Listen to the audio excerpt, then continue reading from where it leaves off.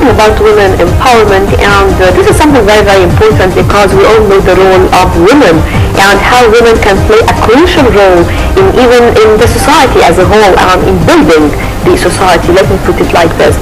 Talking about the African Summit that has chosen its slogan for this year, enabling women and improving her status towards the agenda of the year 2063. We have more things to be discussed, especially talking about women or the African women in general.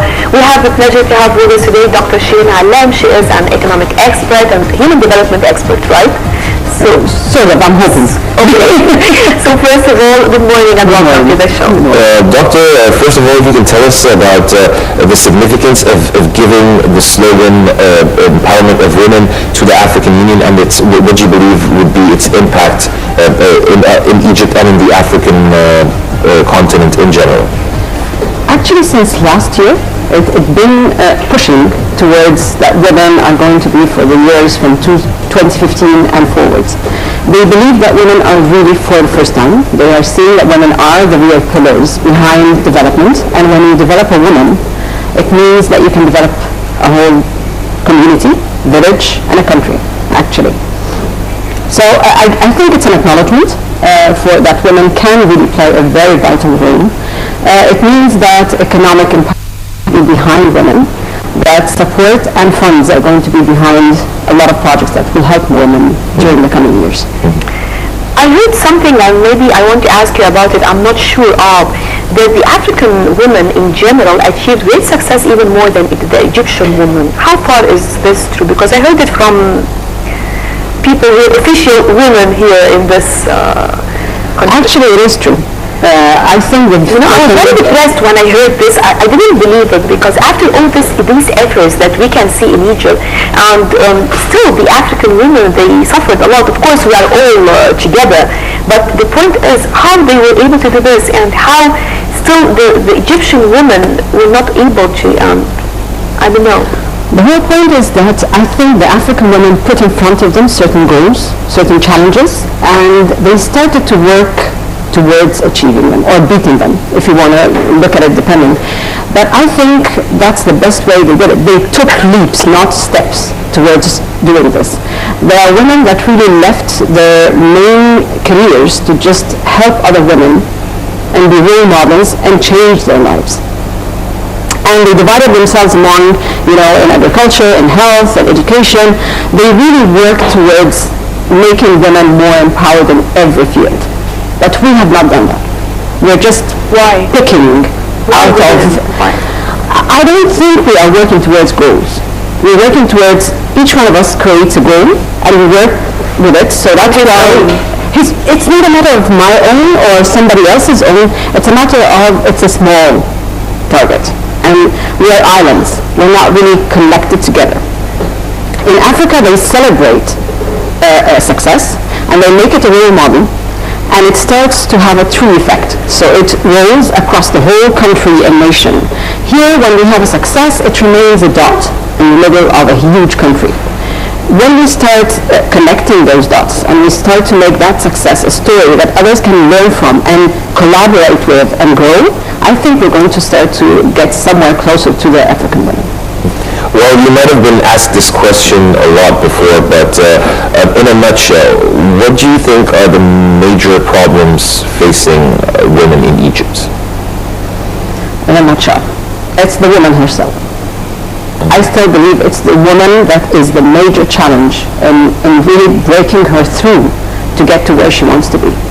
Yes, they're empowered. Yes, they have the thoughts, they have the ways, but at the same time, I think they are not really working collectively towards achieving it. I think this is not only the challenge of women, this is our main challenge in the country, the culture of the teamwork.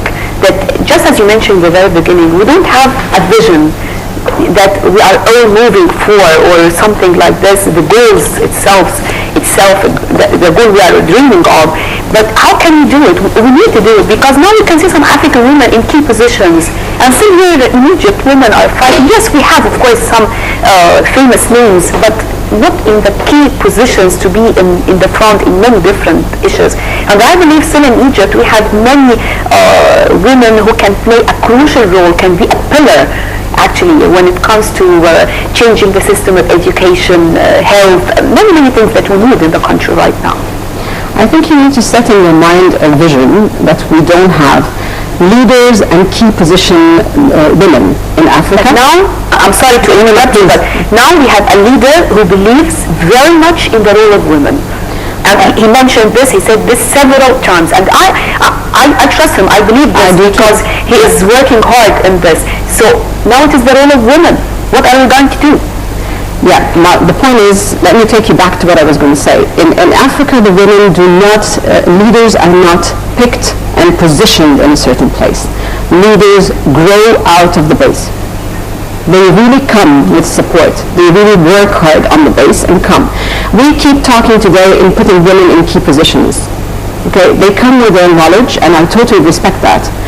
But it's not knowledge alone doesn't keep you in your place. It doesn't make you impactful enough so that you can create the change you want to see. They come and all the way through, and actually they're carried on the shoulders of a lot of other women and society, and they come to that position. So they're very effective. So the African women, when they reach their key roles, they know what they're doing. They come with a base that helps them to effect the change that we want to see.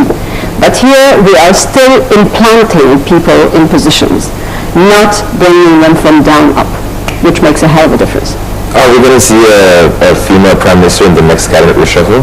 It depends on us. Because I think culturally we have to be ready for that. We fight it more than anything else. I mean, as you said, if we have a president that really believes that women should be in key positions, but still you have a whole society of, I don't want to say 90 million because 90 million don't have the opinion, they have the 50 million which have the voting power, sort of. Half of them or more don't believe that women are capable of doing this, which is very strange because when they want to make decisions, they bring women in. Speaking about the upcoming Senate, as you may know, following the events of the anniversary of the 25th of January Revolution, international condemnations have been pouring in. Do you think that the president will rectify the picture, or is he going to address the gathering about what is going on? What are your expectations of the main points that he's going to tackle in his speech? Or what's happening the past couple of days? Or as a response to the international condemnations that, as I said, have been pouring in. Well, already the Foreign Ministry had replied, but do you think that the President will tackle this issue? I think we're being condemned for the past 4 or 5 years. Somehow I don't think in the eyes of the world, we're not doing right in any case. So what we have to start to think of, even if he addresses it, where do we stand? What's our own best interest? Because I think it's about time we think about ourselves, not about the world. The world will always see us doing something wrong because we're not doing what they want. Okay? But I think, and I wish, that what he addresses is what's best in our own interest. Okay? Maybe because we're against their interests. Exactly. Yes. Definitely. But again, we want to start. But I don't know from where we can start because many of us, still we are a little bit depressed because when you see that you have the chance and you can't take it, this is, I believe, the worst. I don't know if you agree with me because maybe in the beginning, yes, there is someone to be blamed, okay, because I'm a victim of this, I'm a victim of it. Okay, I can accept it. But nowadays, what is the excuse? The excuse is we're moving a very heavy elephant. We're moving it, it's just stuck in a position, okay? And just imagine you're trying to push into action an elephant of about... This elephant doesn't want to move? No, not all of it. Unfortunately, the baby elephant wants to move, but the big elephant don't. Why the elephant doesn't want to move? Because he believes he wants to be the victim, he wants just to stay in his place, just eating and drinking, and that is it. I don't know. No, because I think we have lived for years very comfortable in a zone of false security, a sense of security, that this elephant is living that because what is known is safe, what is unknown is always the unknown. The unknown is risky, although for a lot of people that you are talking about that want the change, are seeing that the risky part is the chance to really see what we're hoping to see. But the others are not seeing that possibility. They are seeing the fear of maybe this is worse than where we are. And if we move, somebody will take our spot and we can't get back. So there is so much that people have to start to realize. Change has to be slow, but not in the sense of slow. It's the sense of being comfortable enough to move from one step to the other. And I mean, usually when you want to move an elephant, you have to really get something enticing for them to see on the other side. And I don't think a lot of people are seeing because there is so much negativity that's being poured on people. And we see it every day with what's happening. And I think that's the purpose of what's happening, is for all of us to see that if you move, it's going to be more risky, it's scary. Just be stuck where you are, and we're blamed that we're not moving. So it's a dilemma.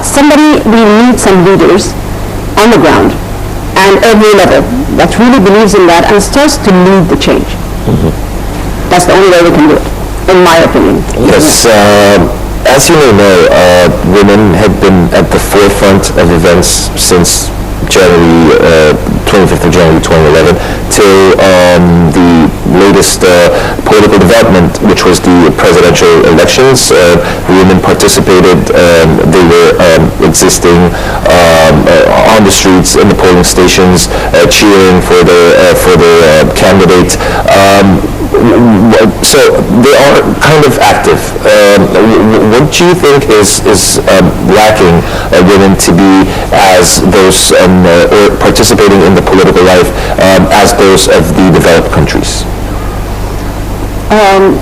I'll tell you why, but I'll ask you a question first. Why isn't even men that can make the change are not moving forward? Because we're not seeing that. Okay? I want you to answer. You want to ask? Okay, you can push for that. But it's a question on the table because I think it's not a matter of women, and it's a matter of what we have to face today. Why aren't the good people that can make the change moving? And I think when we get the answer, we'll be able to move. That's one thing. For women to start to do something, I think they're doing it, but in their own, again, small spaces. They don't unite except if they're threatened. And that's what we saw before. When they felt the threat, we all move towards one goal, which I started by saying we need to set that goal. We need to really realize that teamwork is very important. We have to fight years and years of individuality and just saying